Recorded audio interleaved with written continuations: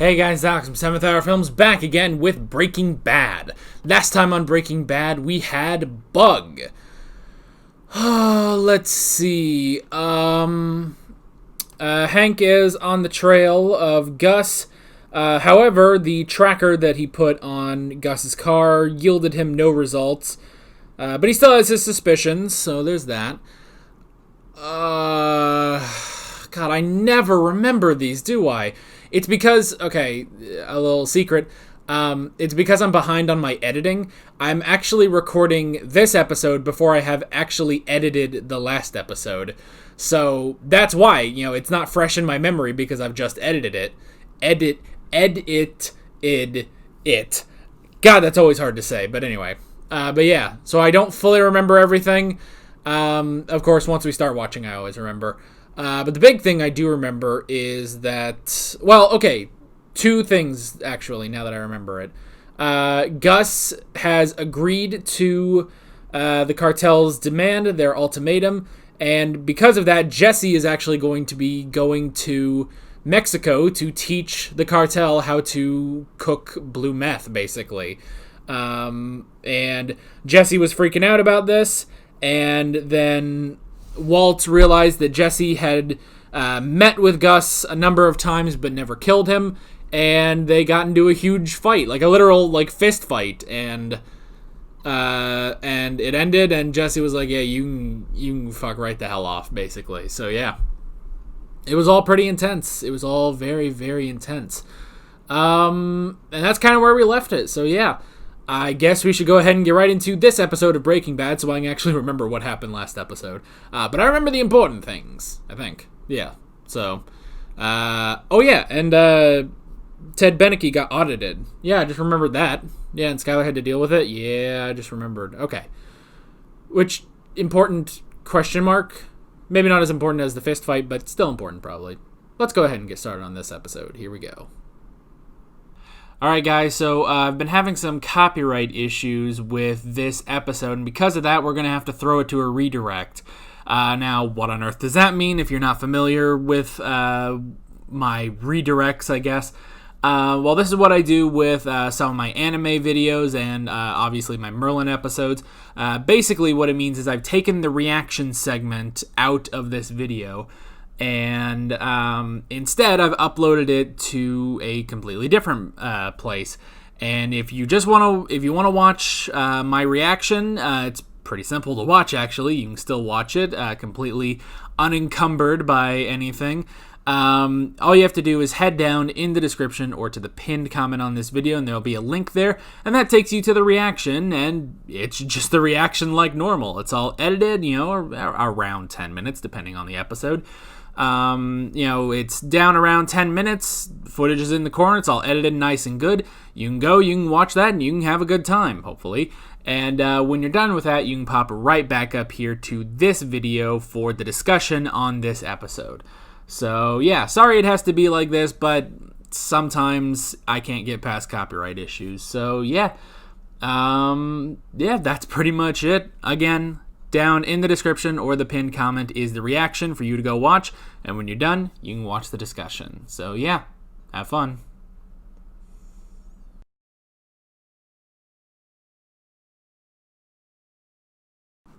Oh, my God. Don Eladio is dead. Dead. Man, he is dead. Oh, man. That was so amazing. You knew there had to be something, obviously. A reason why Jesse wouldn't stay in Mexico. But man, that was some risky stuff, Which, that's why he said, as soon as, okay, there's something in the gift, okay, is it an explosive? I was like, no, because they would have checked. And it's like, oh, it's this drink. Like, oh, okay, maybe it's some sort of a poison, and he doesn't want Jesse to take it. He specifically says, oh, he's an addict. He needs to be sober. And Don Eladio's like, oh, well, none for you. Obviously, Mike didn't have any. So that was pretty crazy. But that's when you pretty much know it's like, okay, something's up with this drink. He poisoned it for some reason. Or not some reason, but somehow. but he still had to take it as well, you know? He still had to take the poison as well. Which, that led me to believe that it was ricin, but it's definitely a lot more fast-acting than ricin. I don't think they know about the ricin yet. Like, I don't think they're aware of it, but it was some sort of a poison, and that's why he went to the bathroom, was to throw up as much of it as he could, so that he could try to survive, basically. Oh man, that was insane. Insane.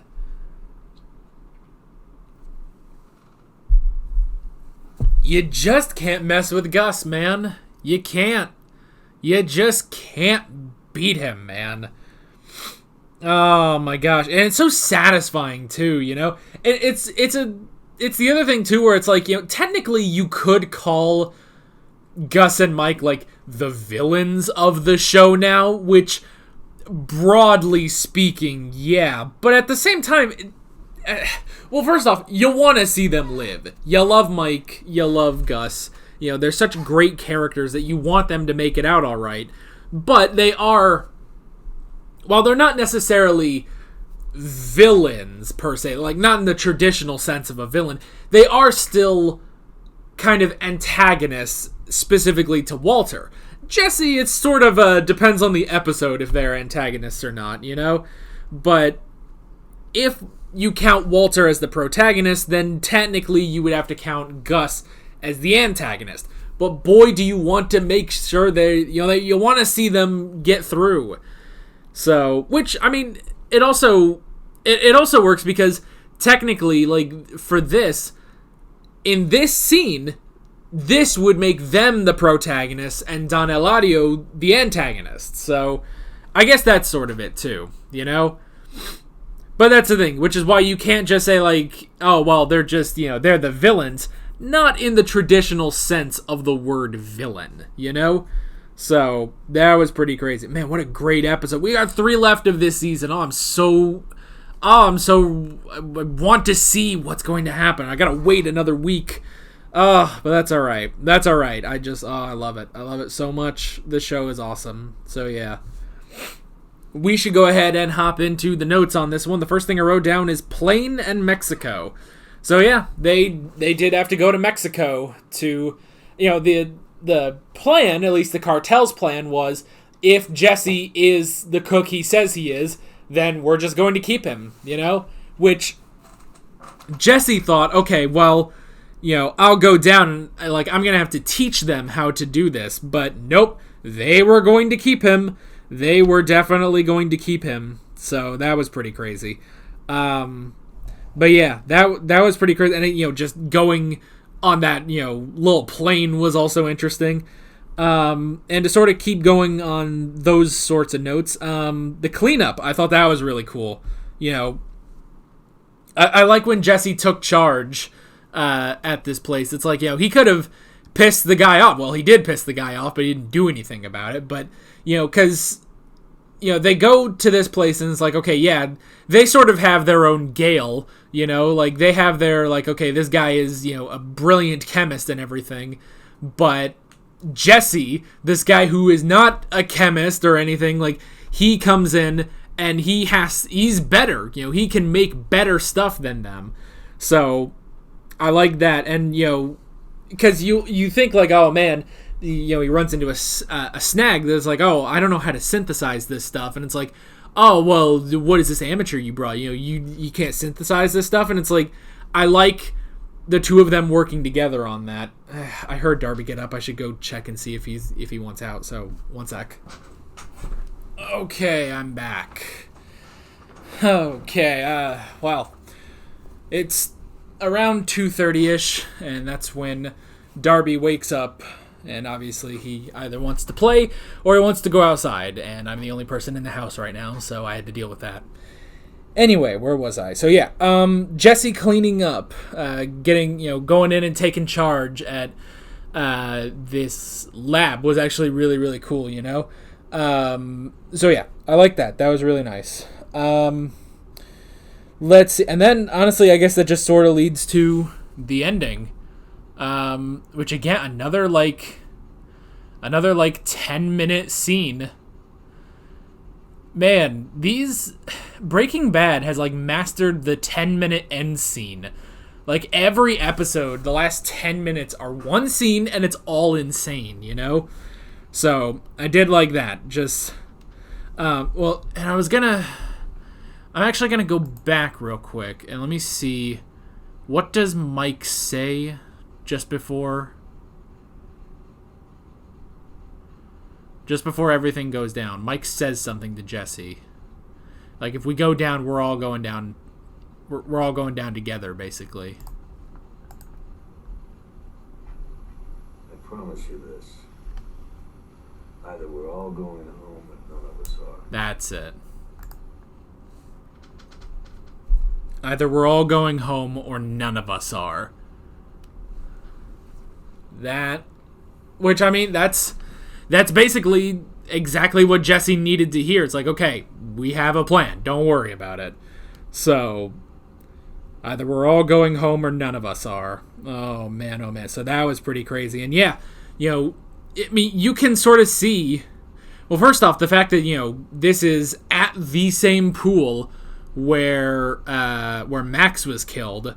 And, we're meeting Don Eladio again, and he's saying, every 20 years you need to be put in your place. Like, oh, man, you're waiting, basically. You're waiting, like, okay, what is Gus going to do to end this, basically? And this is it. I mean, I think this is it for the cartel. Don Eladio is dead. Like, everyone is sort of out. Even the one guy, there was the guy at the end, who I'm pretty sure that was the guy that, like, did the negotiations. I don't know if he's, like, second in command now or anything, or if he's, like, the Mike of the cartel. But, oh my gosh, you probably can't hear it, but there are vehicles outside. Apparently some people have called the cement company, and they're going to be working on cement. So I just heard some cars beeping out there. So you most likely cannot hear that. So sorry I brought it up and wasted everyone's time. Anyway, but yeah, it's like you're waiting this whole time. It's like, okay, Gus has to do something, right? Like, he can't just completely submit to the cartel, right? And this is it. As soon as it's like, okay, there's something in the gift, I'm like, okay, is it just gonna blow up? And it's like, well, no, that'd be dumb. That wouldn't work. And so it's like, okay, what is it? And you start to, like, slowly figure it out, where it's like, okay, it's some sort of a poison. Like, it must be some sort of a poison or something. And it's like, okay, so it's some sort of a poison, and everyone is going to drink it, including Don Eladio, and Gus also has to drink it. And it's like, okay, so I don't think he's going to, like, take one for the team, but is it ricin? Does he have a cure or something? And he specifically makes sure that Jesse doesn't take any. It's like, oh, he's an addict. As soon as he says that, it's like, okay, there's definitely some poison going on here.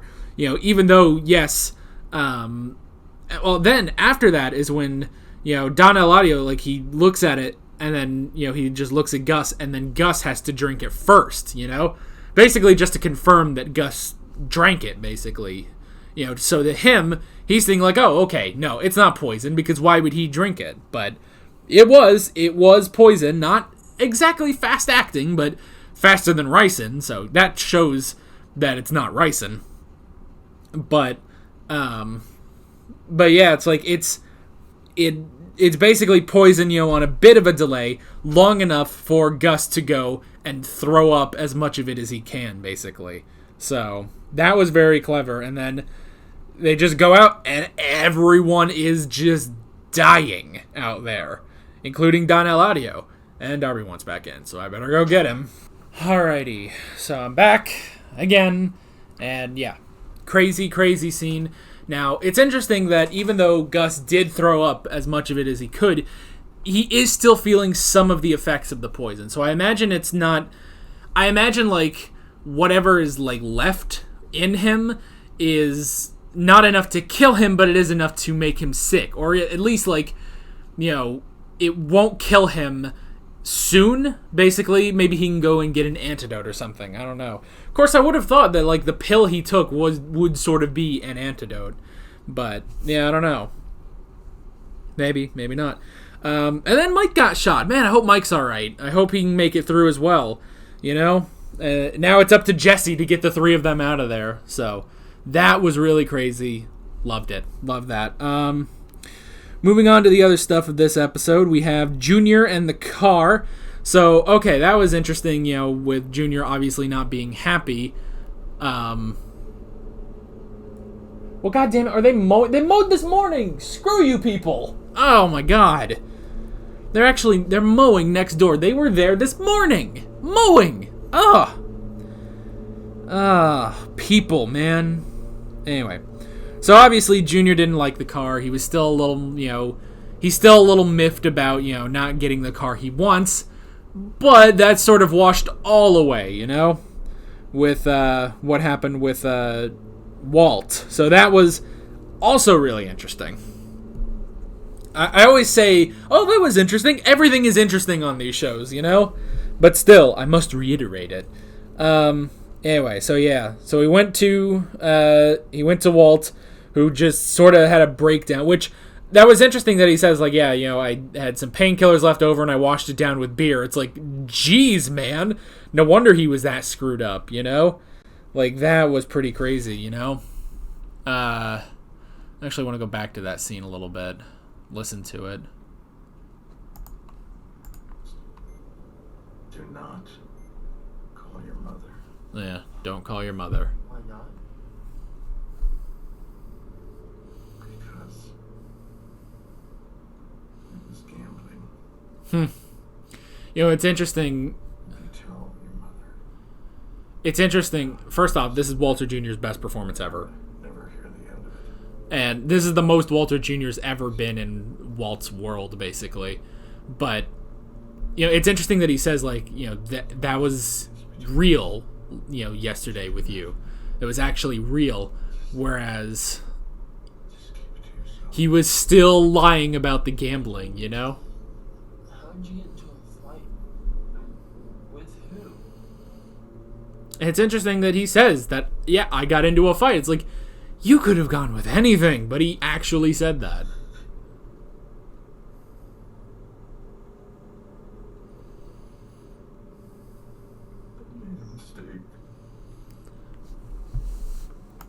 And it's interesting when he says, I made a mistake, and we learned later that, okay, this is him, on drugs, basically, but still, it's interesting, it is sort of real, where it's like, yeah, I made a mistake, and now he has suffered the consequences, and he's probably thinking, I've made a mistake, and now Jesse is gone, That's probably what he's thinking, So, man, that was pretty crazy. That was pretty crazy. Him just not completely opening up, but him saying, it's like, I made a mistake. And then later, we get the conversation about his father, where he says, the only real memory I have of my father is just being this, weak being, this weak creature in a hospital bed. And he's like, I don't want you to remember me that way. And I like, because we've always sort of had that where, Walt tries to be the father. He tries to be the father. He doesn't want to be seen as weak. He doesn't want to take help from anyone, which is why he goes into cooking crystal meth anyway. So it makes sense that he would be like, I don't want my son viewing me the way I viewed my father. But I like what Junior says, actually, where he's like, look, at least that was real, At least that was the real you. And over the past year, you have not been the real you. And that is true. He has been lying to his son for a year. And now Skyler is in on the lie too. And the two of them have not been real with their son. So that's the thing, is that, yeah, honestly, yeah, it is the most real he's been. And it's interesting, when Junior says that, it's just immediately, it's like, Do you remember you would be the way you've been this whole last year? yeah, the bad way to remember him is Last night, how he was. You were real,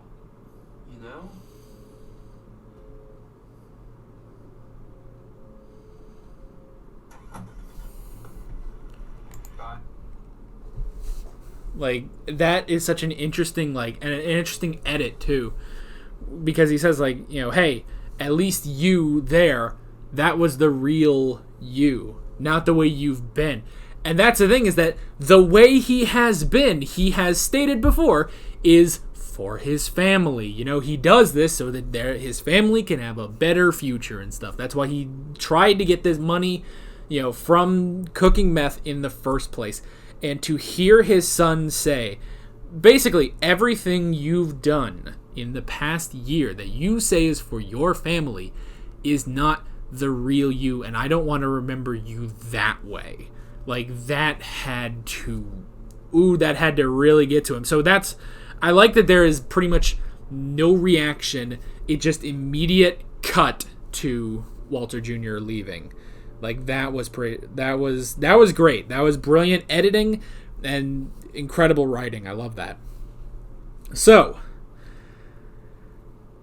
is the only thing I guess left to talk about is Ted. Ted.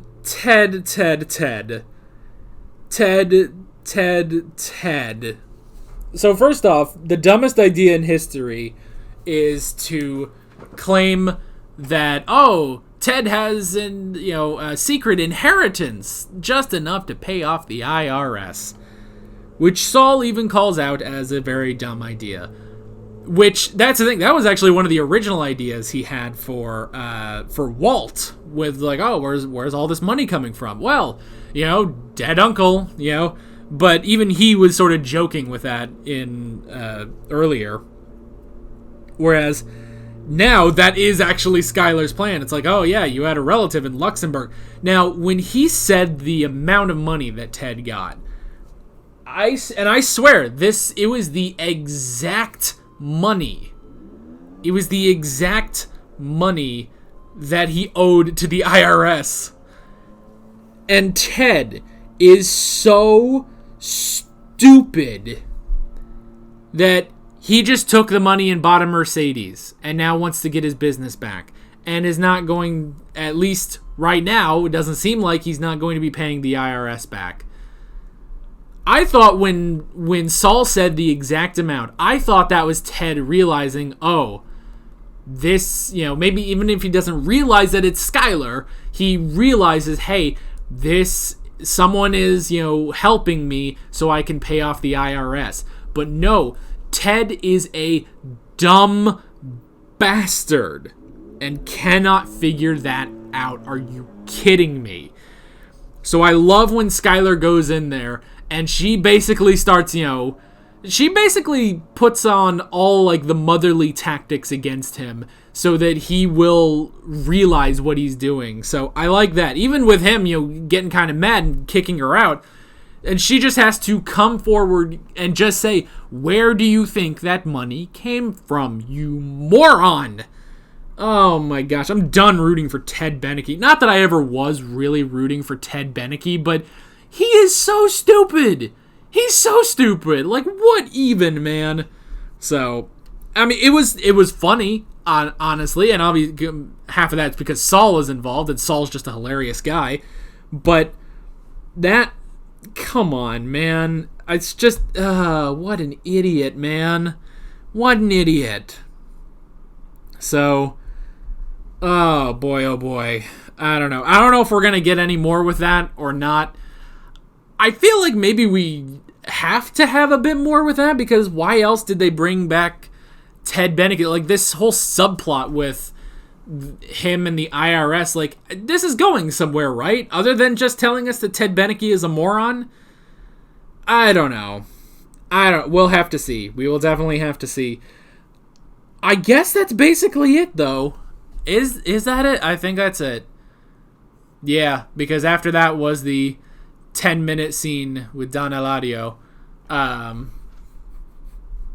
am curious, though, because I feel like for the scene in Hermanos, they de-aged Gus and then they de-aged Hector.